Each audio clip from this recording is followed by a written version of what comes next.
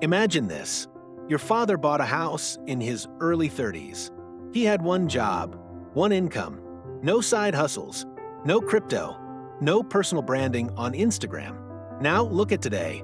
A 28-year-old with a degree, skills, multiple income ideas, still renting, still anxious, still feeling like they're falling behind. So what changed? Is this generation lazy? Bad with money? Or is the financial system itself broken for Gen Z and Millennials? Today, we'll compare boomers and older generations with today's youth, not emotionally, not politically, but financially. And by the end of this video, you'll clearly understand why working harder no longer guarantees a better life. When people compare generations, the conversation often turns emotional. Words like lazy, entitled, or irresponsible get thrown around easily. But this conversation isn't about attitudes. It's about environments. Boomers and older generations grew up inside a financial system built around stability. Wages grew steadily. Housing was affordable. Jobs were designed to last. Planning for the future felt reasonable because the future looked predictable. Gen Z and Millennials, on the other hand, grew up inside a system defined by uncertainty. Costs rise faster than income. Careers are fragile. Long-term promises quietly disappear. The difference isn't character, it's context. One generation was taught to build patiently within a system that rewarded consistency. The next was told to do the same, inside a system that constantly shifts the rules. And when the same advice produces completely different results, it's not a personal failure, it's a structural one. Let's start with housing, because housing is where the financial shift becomes impossible to ignore. In the 1970s and 1980s, owning a home in the United States was not an extreme goal. It was considered a normal milestone of adulthood. At the time, the average home price sat between $60,000 and $80,000. The average annual income was roughly $25,000 to $30,000. That meant most homes cost only 2 to 3 times what a typical worker earned in a year. This mattered more than people realize. It meant banks viewed home buyers as low risk. It meant one stable income was often enough to qualify for a mortgage. Monthly payments left space to save, space to raise a family, and space to breathe financially. Buying a house didn't require perfect credit, 2 incomes, or decades of future commitment. It wasn't a gamble. It was a foundation, a place to live, grow, and plan a future around without the constant fear that one mistake could take it all away. Now, let's look at housing today, and this is where the gap becomes overwhelming. In modern America, the average home price has crossed $420,000. In many cities, that number is far higher. At the same time, the median household income sits around $70,000. That means buying a home now costs 6 to 8 times what most people earn in a year. And this changes everything. Down payments alone can take 5 to 10 years to save. Mortgage terms stretch 25 to 30 years, locking people into decades of obligation.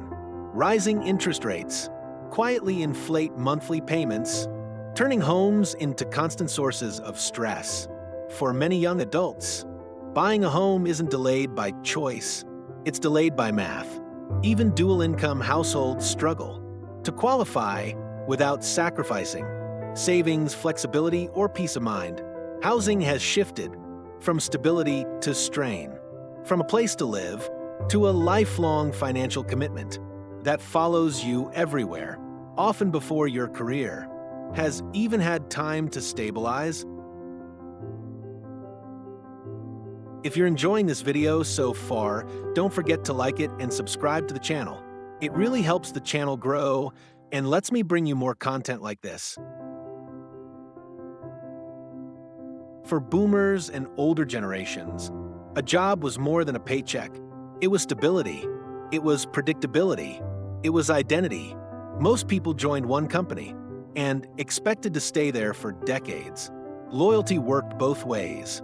You showed up, you did your work, and in return, the company offered raises, benefits, and long-term security.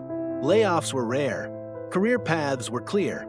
You didn't constantly fear waking up to an email that could change your life. Work wasn't perfect, but it was stable enough to build the rest of your life around. For Gen Z and Millennials, the meaning of a job has changed completely. Stability has been replaced by flexibility, and not the good kind. Contracts replace careers. Short-term roles replace long-term plans. Even high performers can be laid off overnight due to decisions they had no control over. Automation, restructuring, market downturns. The result is a constant background anxiety. Even when you're employed, part of your mind is always preparing for the possibility that it won't last. Work no longer feels like a foundation. It feels like a moving platform. You're constantly trying not to fall off. Retirement used to be straightforward. Employers offered pensions. Governments provided safety nets. If you worked for decades, you could expect a predictable income for the rest of your life. Most people didn't worry about markets, inflation, or asset allocation. They didn't need to be financial experts. The system assumed responsibility and carried the risk on their behalf.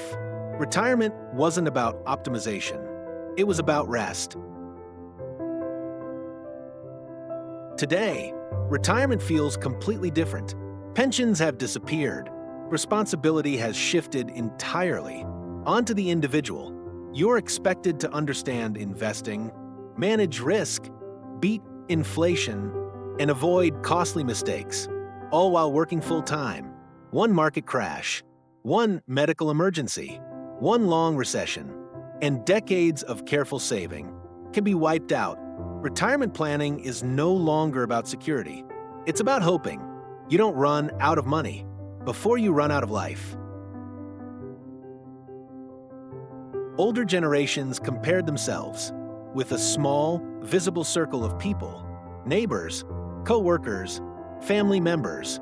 Their reference points were limited, and because of that, expectations stayed grounded in reality. Today, that circle has exploded. Gen Z and Millennials don't just compare themselves with people they know. They compare themselves with the internet, influencers, entrepreneurs, people who appear successful, confident, and financially ahead. Social media doesn't show averages.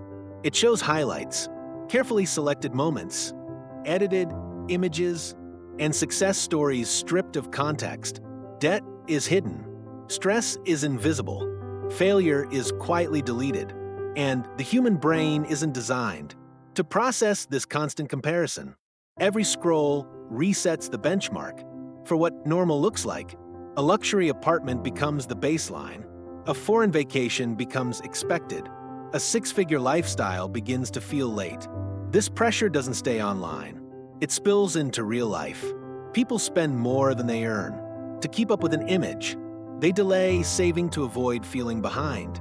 Even progress starts to feel like failure when it doesn't match what the algorithm promotes. Over time, this creates a quiet dissatisfaction, not because life is bad, but because it never feels good enough. And when satisfaction disappears, no amount of income ever feels sufficient.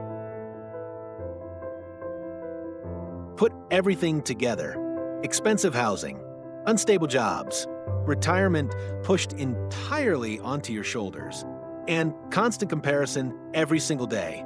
The result isn't laziness. The result is pressure, invisible pressure. A generation that earns more money than any generation before it, yet owns less, feels less secure, and constantly feels behind, not because they failed, but because the system never slowed down, even when they were exhausted. And the most dangerous part? Many people think this stress is personal. They blame themselves. Instead of recognizing the weight, they were never meant to carry alone. If this video felt uncomfortable, that's not a coincidence. It's uncomfortable to realize that the struggle isn't personal. You were told to work harder, be patient, do the right things, and many of you did, yet stability still feels out of reach. Not because you failed, but because the system quietly changed while expectations stayed the same. This channel isn't here to sell dreams. It exists for clarity, for honest conversations about money, pressure, and navigating a harder financial world without losing yourself in the process. If you want content that respects your intelligence and tells the truth, even when it's uncomfortable, you're in the right place.